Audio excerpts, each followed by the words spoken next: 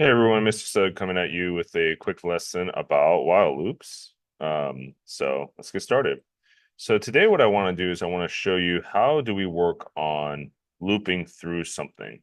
So in this case, we have a painter. If I go ahead and run it, nothing's going to happen. But I see we have a paint bucket, and the idea is we want to do this thing here. We want the painter to start or spawn, move, take paint, and then start painting in a square. And the idea is, and it says in what you're supposed to do, you need to make sure you have a while loop in here. Okay. First thing I'm going to do is I realize I have one class. This is the neighborhood runner class right here. This is the main class. How do I know it's main? On line 4, I see that keyword main in red. This also is known as a tester class. Basically, this is our quarterback. This is where all the code is being run. Um, Later on, you'll write different classes and subclasses that'll be referenced, but this is essentially doing the heavy lifting here. Okay, code.org wants me to implement my algorithm. The idea is, and we did this in class, I'm going to spawn my painter, and I'm going to go ahead and have him move forward, take the paint, and then they're going to need to paint in the square right there where my mouse is, if you can see it. Now, in order to do this, I know I'm spawning facing east, so I'm gonna have to move, take paint, take paint, take paint, take paint, paint, move, turn left 3 times, paint, move, right? So we're gonna repeat that process over and over. So if I want to do, as you recall from the last lesson, if we did it that way, we'd have to have like 25 to 30 lines of code just to do that. But it's actually not that difficult once you use while loops, if you can use it correctly. First thing I'm gonna do is I'm gonna go ahead and throw in comment, and I want to instantiate my painter object. So I'm going to write that in. Please, please, please use those comments so that we know what the intention is here. So the way you instantiate any object is to put in the class, in this case is painter, and then we're going to call an object name called, in my class, we call it Mr. Whitley. And that's our new keyword, right? Because it's a new object we're creating from the painter class. And go ahead and run it. And I like to do it. Remember, this is an iterative process. So I want to run it every time to see, do I have any issues here?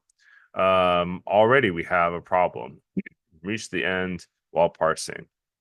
So what happened here is, looks like I don't have a curly brace all the way at the end of my code. Rerun it, and I still have an error. What's the matter here? Oh, do you see how line 16 corresponds to line 4 to close out the curly brace? There's one more on line 3 that's not being closed out. So, but again, Java's pretty awesome. It tells you what the problems are. Okay, now my painter spawned. Now I'm facing east. Now I'm going to go ahead and move and take paint. So I'm going to move one space. So that means I have to use my object, and I have to use that move function, right? Okay, so Whitley's going to move. And then now I need to do Whitley dot take paint. Remember here, I'm going to have to do this 4 times. And that's kind of annoying because it's 4 units of paint. So what I'm going to do is I'm going to bust out a while loop. And I'm going to go ahead and say, remember in the parentheses for the while loop, there has to be a condition. It has to be true or false. When do you want this thing to execute? Well, there's a cool little method, if you look in the documentation, where it's called is on bucket. So while my painter is on bucket, that's going to return true or false. So the method is on bucket merely answers the question, is our object on the bucket or not? If it is, then we're going to go ahead and execute that while loop. And remember, we're in the tester class, and I spawned an object named Whitley, so I have to use the object to call any method. And then the method also has the parentheses there. And you'll notice once I do that, it does turn blue. Okay, start a curly brace, because now everything within these curly braces, right, line 19 and line 17, are going to be the code that's going to execute once the while loop is triggered. So now I have to just do Whitley.takePaint. And that's it, because the while loop will keep looping and looping and looping while I'm on the bucket. So let's go ahead and run it just to check and see if that's happening. And I see that he moves, and I see that he took all the paint. Perfect. Now I'm going to just take a quick look at what code.org wants me to do. They want me to paint starting on that square. And then they want me to move. Oh, they don't want me to paint right away. They want me to move, then paint, and then come all the way back. Okay, no biggies. So then what I'm thinking is I need to, right? And this is the part where they kind of outline in their instructions. They said, hey, you need to now write a while loop that does the painting and moving. Okay, so again, the word while is going to be used. And inside the parentheses, I need to think of what's true or false here. what's going to be the thing that's going to trigger the while loop?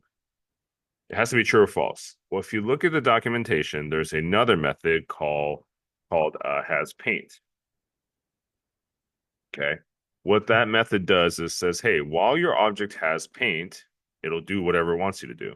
So that's going to return true or false. So I'm going to go ahead and use Whitley, which is our object, to call that method.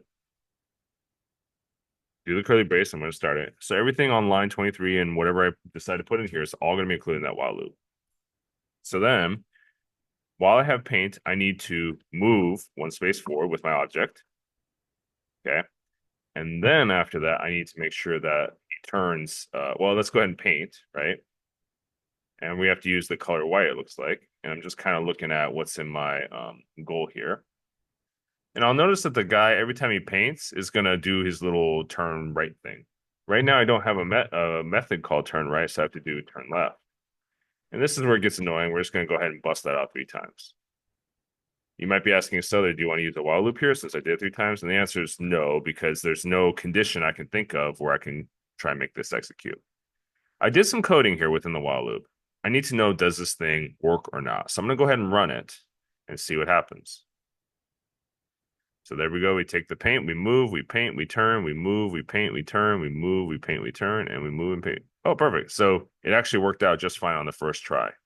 What happened there was, at first I said, hey, move a space, Whitley, after you spawn. Move a space after you spawn. Then I'm going to do a while loop. Hey, while you're on the bucket, take all the paint. You didn't have to do this, but I was like, well, why would I write Whitley.take paint 4 times?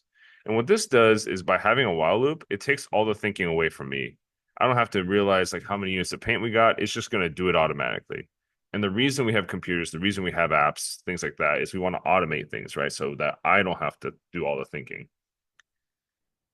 All right, and then finally, to paint the square, I did a while loop to say, hey, while we have paint in our bucket, go ahead and move first, because that's what I saw in their little tutorial, in their like goal, right? I saw the guy spawn, take paint, and he moved 1 space forward, and then started doing a turn, and then painted. So I kind of just followed that to see how that works, and it worked just fine. So that's that. Okay, there's your quick intro on while loops. Let me know if you have questions.